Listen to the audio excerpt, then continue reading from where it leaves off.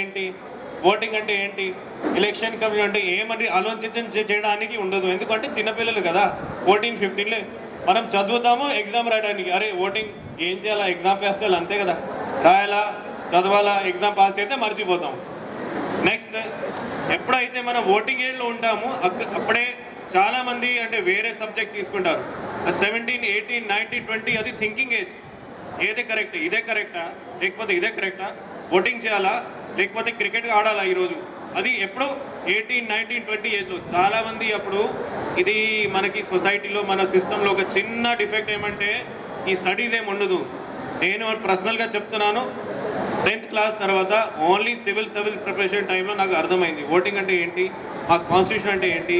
ఇప్పుడు మన chief election commission గారు ఇప్పుడు మేము చూసాము, ఎలక్షన్ కమిషన్ అంటే బాధ్యత ఏంటి, మా బాధ్యత ఏంటి, అప్పుడే అర్థమైంది.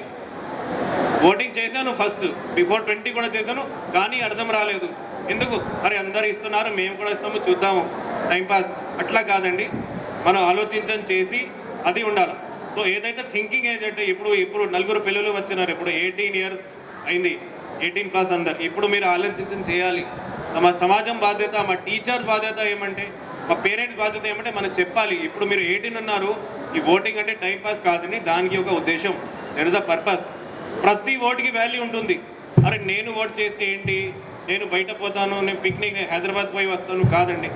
ఒక్కొక్క ఓట్ చేస్తేనే ఒక్కొక్క డ్రాప్తోనే ఒక మొత్తం సమందర్, ఒక ఓషన్ వస్తుంది కదా, ఏక్ బూంద్ సే ఏక్ సమందర్ బంతా.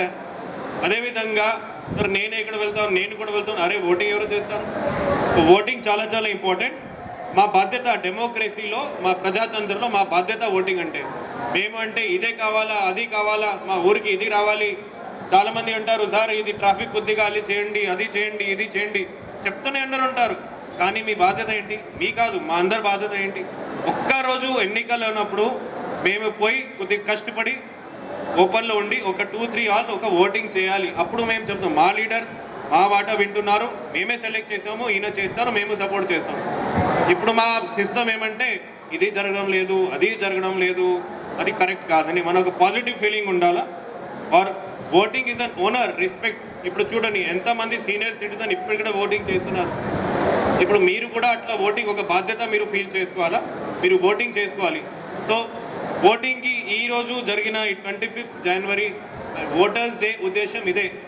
ఏదైతే మేము మర్చిపోయినామో, మేము స్కూల్లో చదివి మర్చిపోయాం, ఎగ్జామ్ రాసి మంచి నెంబర్ తీసుకొని మర్చిపోయాం, మళ్ళీ ఒకసారి మనం ఆలోచించాలి, రిమెంబర్ చేయాలి. అరే 2000 నేను 1996లో 10th క్లాస్ పాస్ అయింది, 1996లో చదివాను, ఓటింగ్ అంటే ఏంటి, మళ్ళీ ఇప్పుడే అర్థం రావాలి. దానికి 20 ఇయర్స్ తర్వాత మనం అర్థం తీసుకోవాలా ఓటింగ్ అంటే ఏంటి. అది ఎగ్జామ్ కోసం కాదు, బట్ లైఫ్ కోసం, ఇదే మా ప్రభుత్వం కోసం, మా జీవితం కోసమే.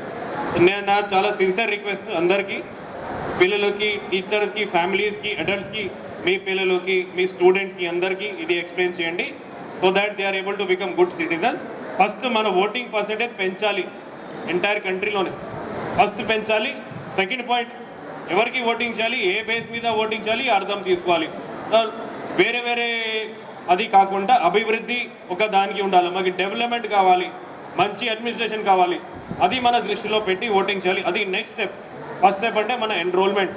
చాలామంది ఎడ్యుకేటెడ్ క్లాస్ కానీ అర్బన్ క్లాస్ కానీ వాళ్ళు ఓటింగ్ చేయరు. అరే ఎవరు వెళ్తారు, ఏసీ వదిలేసి ఎవరు వెళ్తారు బయట ఓటింగ్కి, కాదండి.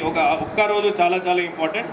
మనకి ఇండియా బయట పోయినప్పుడు టీవీలో చూసినప్పుడు మనం కంపేర్ చేస్తాము, అరే యార్ అమెరికా చాలా బాగుంది, సింగపూర్ చాలా బాగానే ఉంది, ఎందుకు అట్లా అండి, మేము కూడా చేద్దాము. ఇప్పుడు మేము అక్కడ పోయి సెటిల్ కాకుండా ఇక్కడ ఏదైనా మనం పెంచాలి సిస్టమ్, ఇక్కడే అభివృద్ధి రావాలి. మనం అందరు వెళ్ళాము కదా దుబాయ్కి, అందరు వెళ్ళాము కదా అమెరికాకి. చాలామంది అదే ఉంటారు, నేను అమెరికా పోయి సెటిల్ అయిపోతాను, హ్యాపీగానే ఉంటాను. కాదండి, ఇండియా మన దుబాయ్ కంటే, అమెరికా కంటే ఇండియా మనం చక్కగా ఉండాలి. అది ఎట్లా వస్తుంది, మీరు నేను మనందరు కలిసి చేయాలి, బాధ్యత తీసుకోవాలి. तो विद दिस वर्ड ये शब्द के साथ मैं स्पीच खत्म करता हूँ.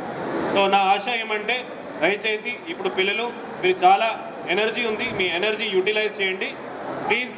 ఒక ప్లేజ్ మీరు తీసుకున్నారు, అది ఫాలో చేసుకోండి. Let us have good voting percentage and select good leaders. Thank you so much.